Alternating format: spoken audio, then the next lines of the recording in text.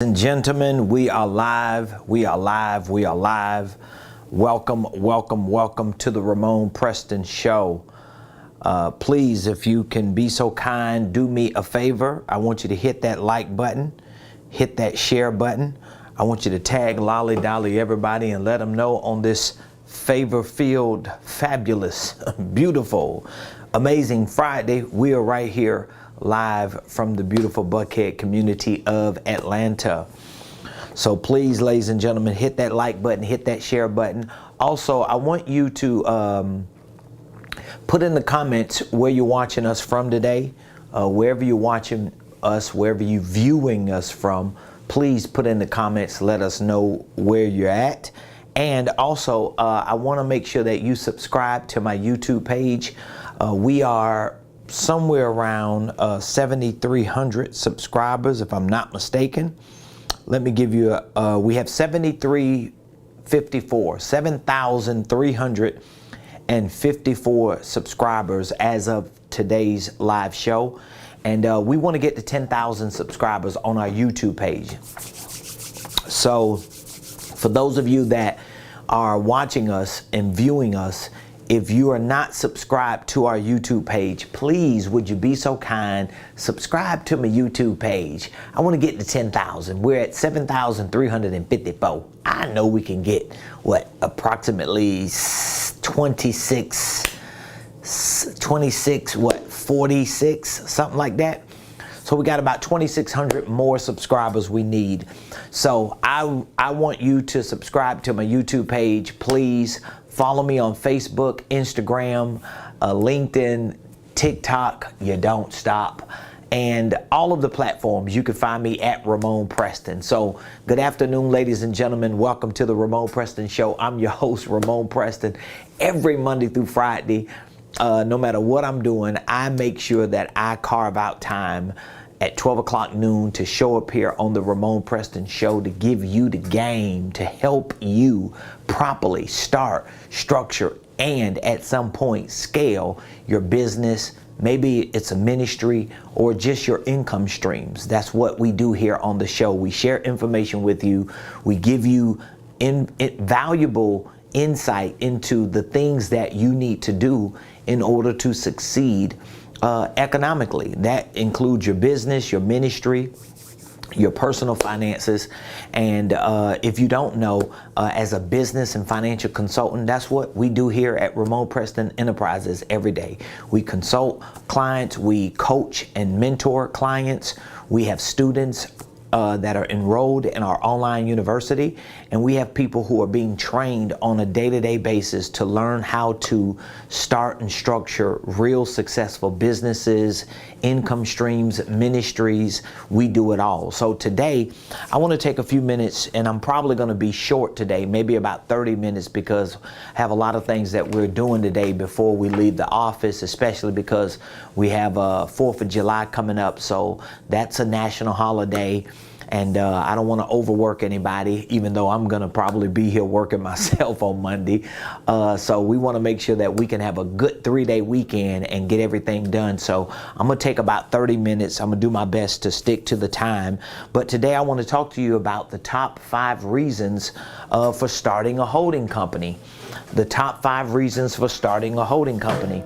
Now, I know there are a lot of people out on social media that, I don't know if it's a lot, but you know, we have a few people on social media that talk about holding companies and they share a lot of information. I have some clients and students that have followed other people on the internet and they've gotten some valuable information, and I can only go by what I'm told. Like, I ask all of my clients and customers, and even people who are not clients and customers, I ask them for feedback. And most of the feedback that I get from people who share feedback with me, I'm talking about people who are either attending our workshops, our masterminds, people who are students in our Millionaire Blueprint. We have clients that are being mentored by us and coached by us, and most of them who give me feedback about what we teach on the holding company, most of them tell me that I go further in depth on explaining how to use a holding company, how to start it, how to structure it, and how to really run it, and the benefits of it. They say to me, I go a little bit deeper than a lot of the people that they hear on the internet. So that's a big thumbs up for me. I'm glad to hear that. And so today I want to talk to you about the top 5 reasons for starting a holding company. The top 5 reasons. And I'm saying the top 5 reasons because I have a lot of information that I share about the holding company. I have done a lot of research. I have had a lot of experience. I have started a lot of holding companies for clients. So I know a good little bit about them, and I share a lot about them. And I talk to other people like tax strategists and CPAs and attorneys and other experts who deal with companies and clients that have holding companies, just to get some insight. So I want to share these top 5 reasons for starting a holding company with you. Now, there's a saying, you probably heard it before. There's a saying about trees, and the saying is this: the best time to plant a tree was 20 years ago. Have you ever heard that? That's a saying. The best time to plant a tree is 20 years ago. And the second best time to plant a tree is today. Well, I feel the same way about businesses, especially holding companies, the way some people do about trees. I feel like the best time to start a business, particularly a holding company, was 20 years ago when you first thought about it. The second best time is today, especially the times that we're in. So here are my top 5 reasons for starting a holding company. And I'm not gonna go real deep into all of them because I'm only gonna be doing this teaching and this show for about 30 minutes today. But I'm gonna go deep enough just to give you a sense of understanding and to let you see that, hey, I know what I'm talking about, and I have way more information than just what I'm gonna be sharing with you today. All right, so my top 5 reasons for starting a holding company. Reason number one, my first reason is because your business, or in this case, your holding company, it is your legacy. Okay? So this is my number 1 reason why you should start a holding company, or my number 1 reason for starting a holding company is because your business or your holding company is your legacy.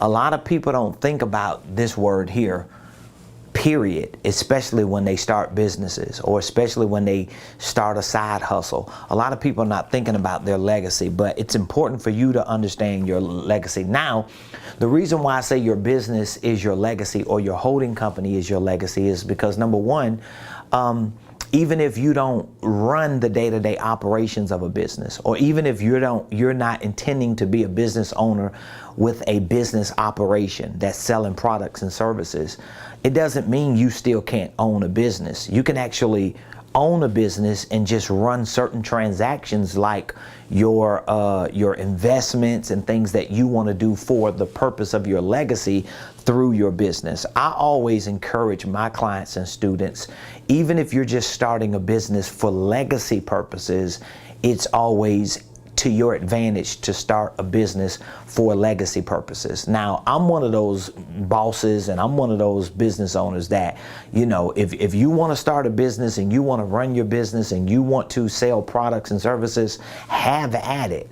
But I'll be the first to tell you, especially if you are working for other business owners and entrepreneurs, don't be starting businesses trying to compete or trying to create conflict with the people you working for. You want to make sure that when you do have a job and you are an employee, that you are actually working for someone who can not only educate you on these things, but who can show you how to do it the right way so that there's no competition or conflict of interest. So I don't want to get away from that. But if you're just a full-fledged,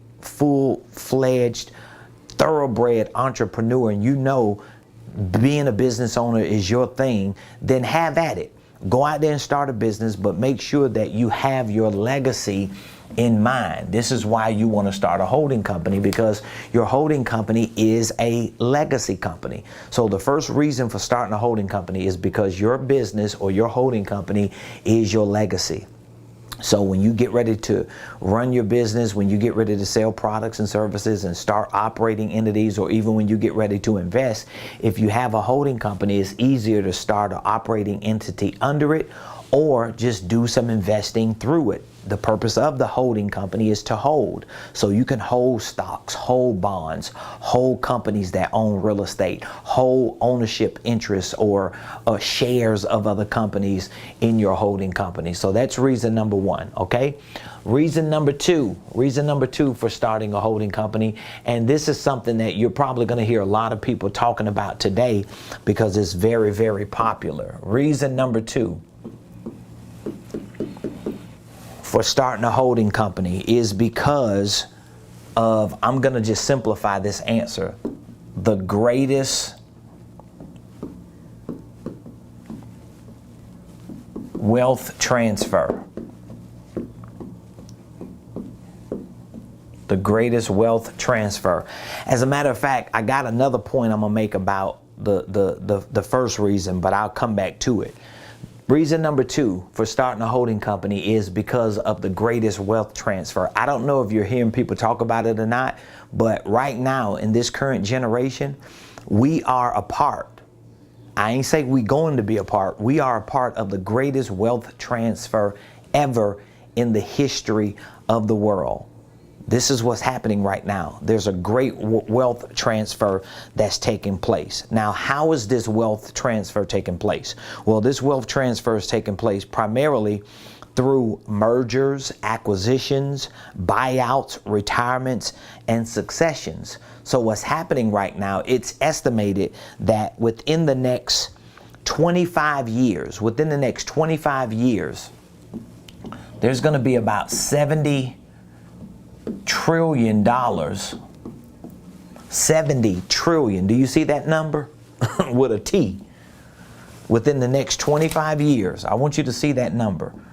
This is what experts are projecting and estimating. Within the next 25 years, there's going to be about $70 trillion transferred from one generation of people to the next generation of people. So this might be, you know, the generation who's running things right now. They may be in their 60s or 70s or 80s or 90s. They may be baby boomers. They may even be in their 50s, right? But this wealth transfer is going from this generation to this generation. And within the next 25 years, it's going to be about $70 trillion that goes from this generation who might not even be around in 25 years, or who may be at an age where they don't want to work. They don't want to run businesses. They don't want to move and shake and hustle and grind like a lot of us who might be in our 30s and 40s or early 50s are doing. So I want you to understand this greatest wealth transfer is the second reason why you should start a holding company, because most of this wealth, this 70 trillion that's going to be transferred in the next 25 years, is not going to be transferred from person to person. It ain't like granddaddy just transferring you over $100 million or $20 million or $500,000. No, a lot of these transfers I just mentioned to you are going to take place through mergers, businesses merging, acquisitions, one business purchasing another business, buyouts, one business buying out the shares of another business, retirements. Granddaddy or whoever this is, grandma, she's retiring. They're retiring. They don't want to run the business no more. And also succession. So you have one person who's being trained to run this business and they're going to take over. So what's happening is this wealth transfer is really going to be moving through papers that are connected to businesses. So if you have a holding company and you have a business set up the right way, when these transfers start taking place, you're going to already be a step ahead, because you're going to put yourself in a position to be a part of these transfers. Now, this 70 trillion is going to be estimated to be transferred in the next 25 years. These experts are also saying within the next decade. It's 2022. So what they're saying is by 2030, or 2032, within the next 8 to 10 years, half of this is going to be transferred. So imagine in the next 10 years, 30 to 35 trillion dollars with a T going from one generation to the next generation. So you got to put yourself in position, because if you just living your life and existing, it don't mean nothing gonna come to you. Everything is moving through trust. Everything is moving through holding companies, acquisitions, mergers, succession of businesses, transference of assets into other companies. They're creating new entities. So you got to get in the game. This is the second reason why you should start a holding company. All right. Number 3, let me get through this because I don't want to miss anything in the few minutes that I have. Number 3, the third reason. Reason number 3 is because of what I call the 4 Ps. This is the third reason why you want to start a holding company, because of the 4 Ps. I teach this in my courses also. So we have protection, we have preservation, we have production. These are the 4 Ps. I teach this in my holding company course. And then we have purchasing power. So this is the third reason why for starting a holding company, because of the 4 Ps. Number 1, protection. Of course, it's going to protect you, because if you have a holding company set up and then you have an operating entity that's separate from the holding company but is owned by the holding company, number 1, you're going to be protected up here. Your holding company is going to be protected that owns assets if anything happens with any of these two. This is how you protect yourself. Preservation. What do you mean by preservation? Well, this type of structure, it preserves the integrity of your intellectual property. That's IP, because your IP may be owned by your holding company. It's going to preserve the integrity of your trademarks. If you have trademarks here, your copyrights. It's going to preserve the integrity of your ownership interests. Anything that you have that's of value that's owned by your holding company, it's going to be preserved, because these things are not going to be owned by your operating entities, even if your operating entities are using them. Okay, now I know I can't go into detail. I teach it all in my program, but I want you to understand that all this stuff here, your intellectual property, your trademarks, your copyrights, your proprietary processes, all these things can be leased or used by these other operating entities, but they don't have to be owned by them. That's preservation. The third P is production. What do you mean by production? Well, you can get more done when you're doing it this way, because now you really learn how to become an asset manager, because your holding company is really an asset manager of other assets, and you become the manager of that asset. So you learn asset management. You learn the fundamentals of wealth building. You learn how to really become more productive even in your operating businesses, because you're not stuck down here trying to operate a business. You're actually running a business conglomerate. So that's where the production comes in at. And then purchasing power. The purchasing power is simple, because if this company is making money and this company is making money, and all of this money, or at least the profits, can be passed through to the main company, this one main company has more purchasing power, because it can take all of the income that's coming in from these other entities and use it on its general ledger or its main balance sheet. So that's reason number 3 for starting a holding company. I'm giving y'all the game right here, right now, on the Ramon Preston Show, for all y'all that's looking for new ways to expand your businesses. You heard about the holding company, you're trying to figure out how it works. I'm giving it to you. Those are 3 of the 5 reasons. All right, reason number 4 for starting a holding company. I'm gonna give you 2 words: for consolidation for consolidation and centralization. So what do you mean by consolidation? Well, when you own subsidiaries under a holding company, again, when your holding company is here and your holding company owns subsidiaries like this, it's consolidated, it's centralized.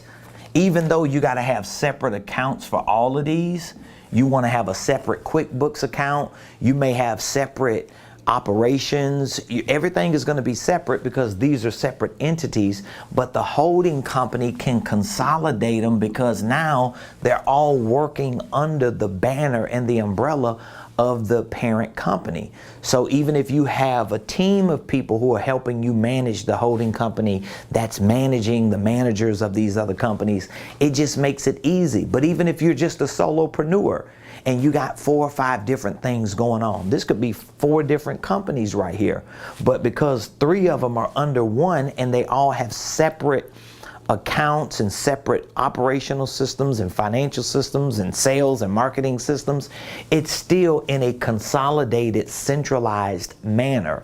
So this is a powerful, powerful reason why you want that holding company concept, because now you're able to separate your operations, but even though they're separated legally and even systematically, they're still consolidated and centralized because they're all running up to the main parent organization. And here's my 5th reason, reason number 5.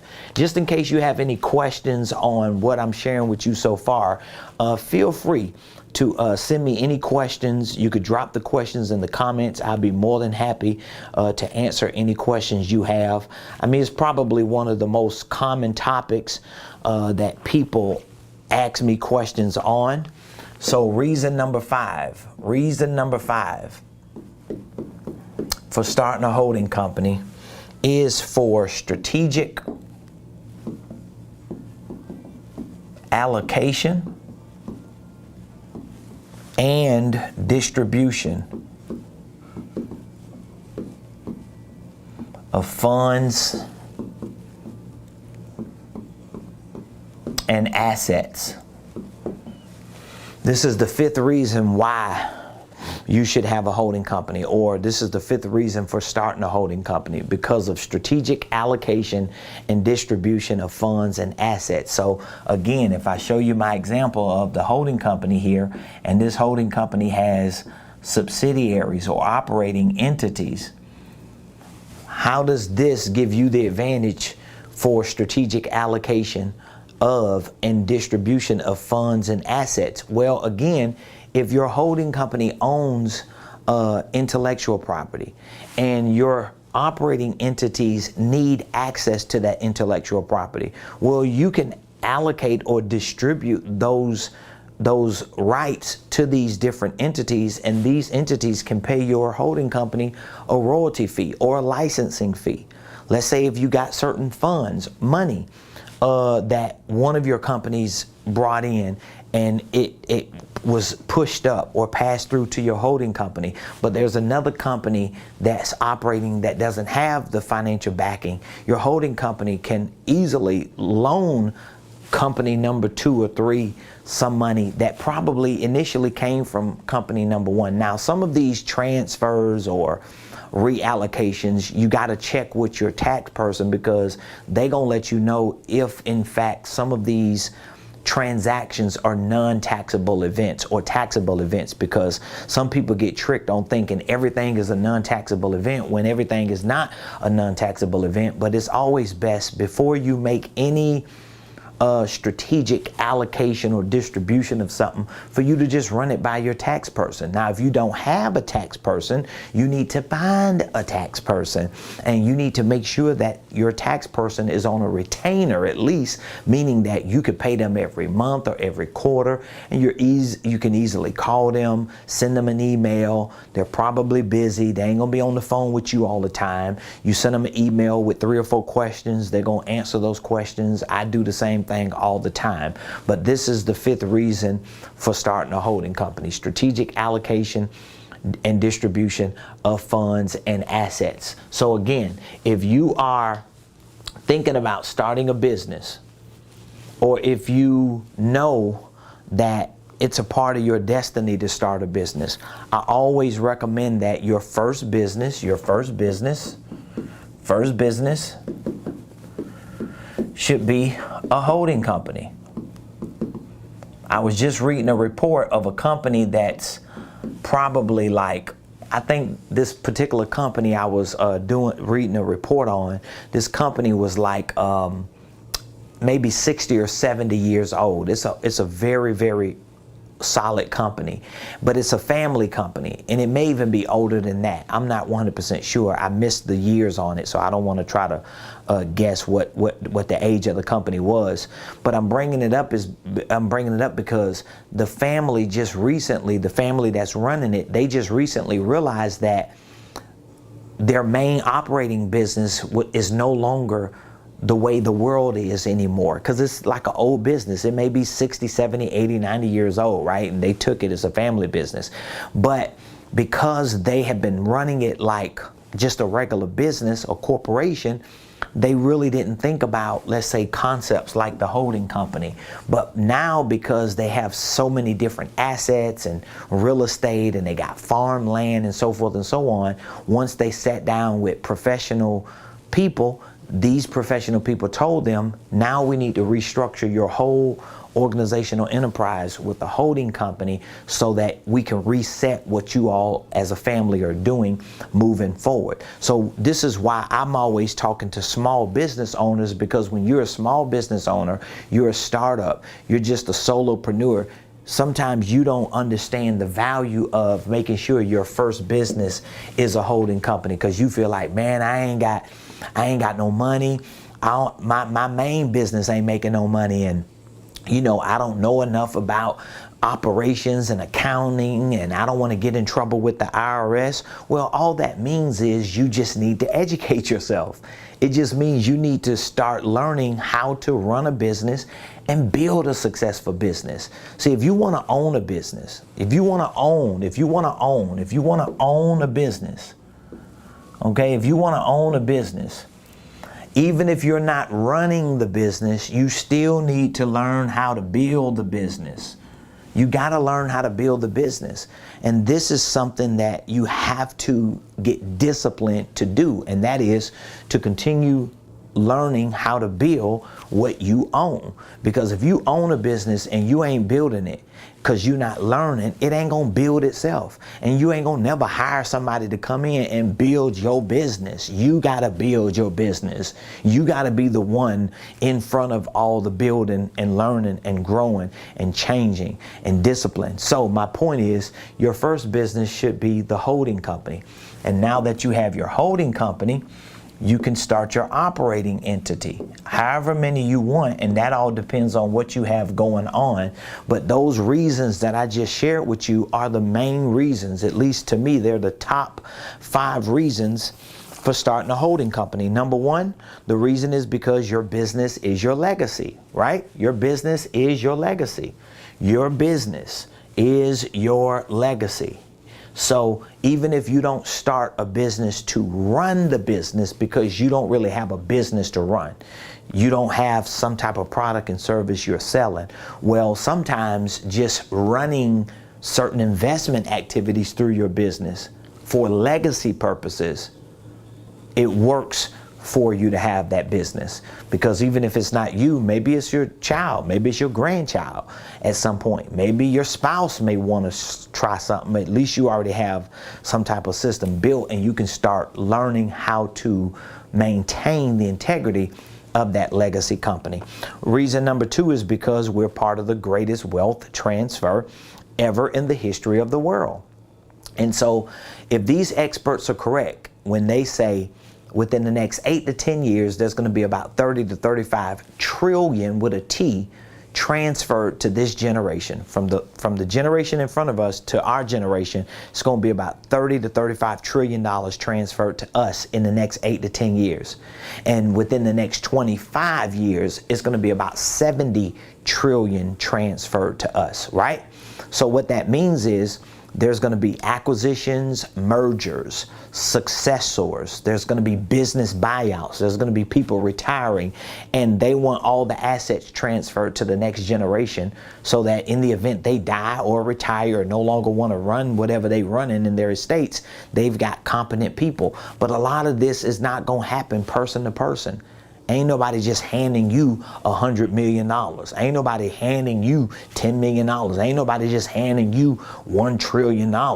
That's going to be in the form of business systems and those types of transactions. So if you got one, guess what? You're going to be a part of something. Something is going to happen, and you're going to be able to run some of that activity through your business. Number 3 is because of the 4 P's. So when you have a holding company and you have operating entities under your holding company or divisions, guess what? You have protection, which definitely works when you have an operating entity that's owned by a holding company. That's protection. Because now you own the holding company owns the operating entity.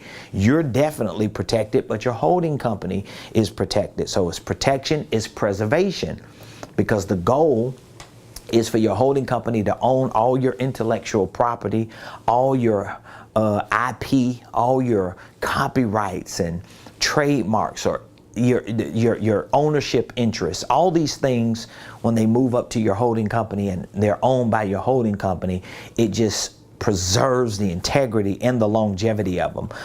Production, things can be more productive. I have a holding company, I have operating entities, I have divisions, and it just works very efficiently for me, and I'm able to produce more because of how I have it structured and set up. And purchasing power. Your holding company has all these assets, including other businesses.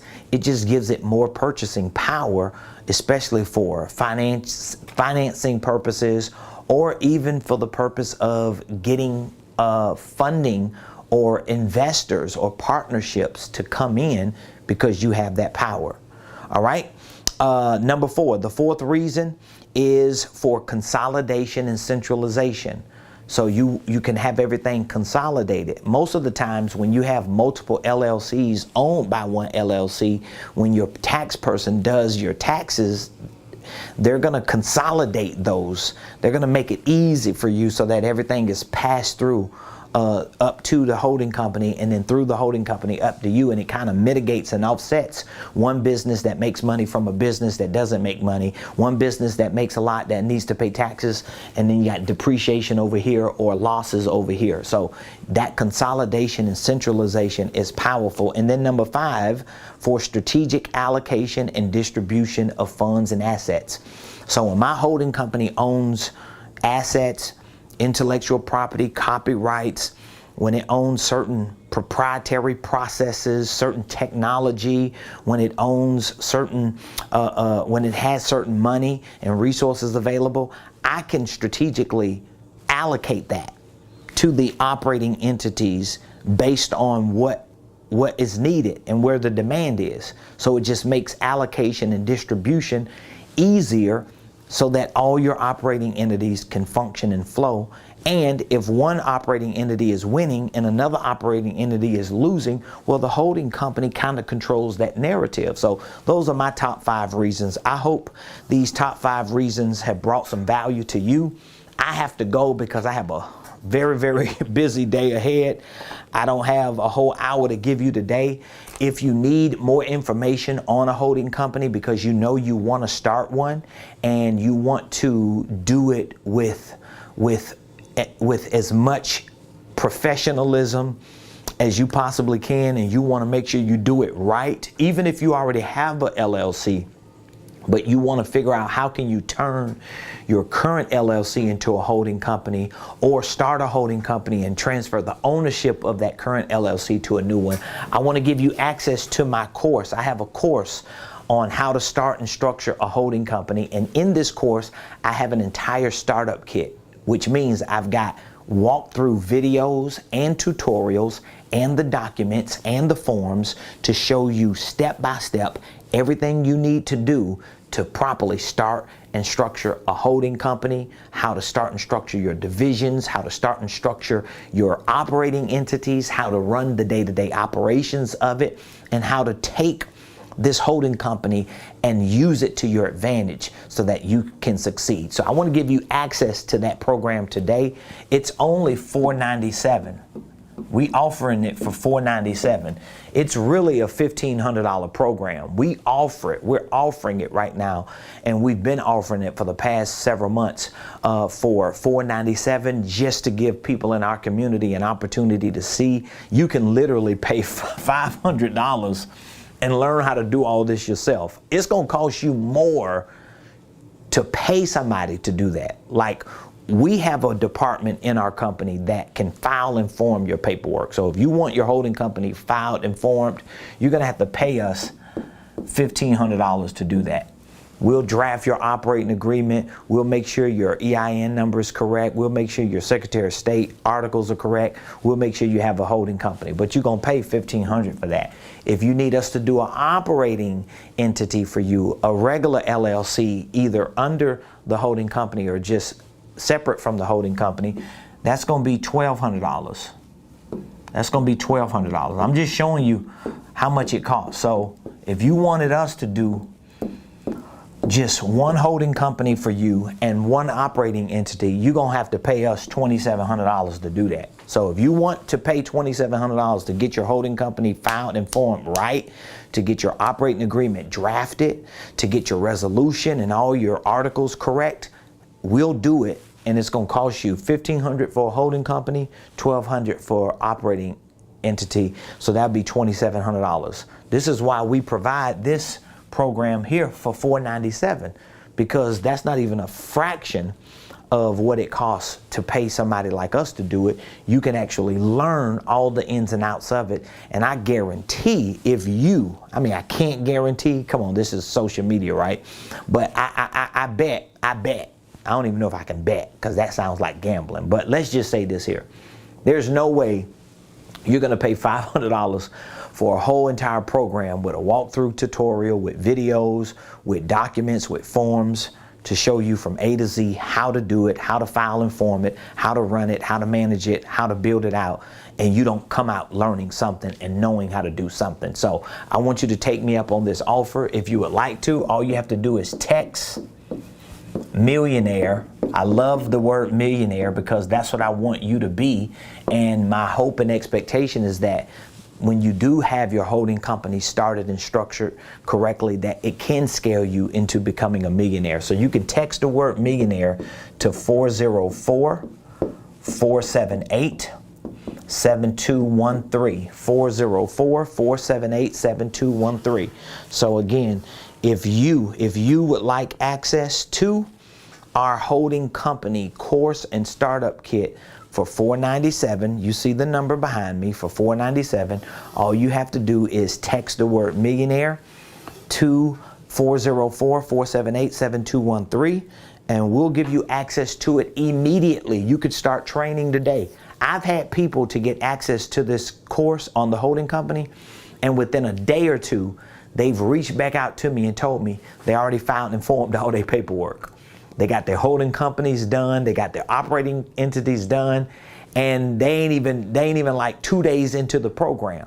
All right, so we make it real easy for you because we want you to be prepared for this wealth transfer that's coming up. So I love and appreciate all of you. Happy 4th of July to those of you that may not see me Monday. My goal is to be here Monday and to go live on a show for the 4th of July, whether people watch me on the live or not. So in the event that my wife or somebody talks me into doing something other than coming to work on the 4th of July, I'll see you Monday. If not, I'll see you Tuesday right here on the Ramon Preston Show. Have an amazing Friday, an amazing 4th of July evening.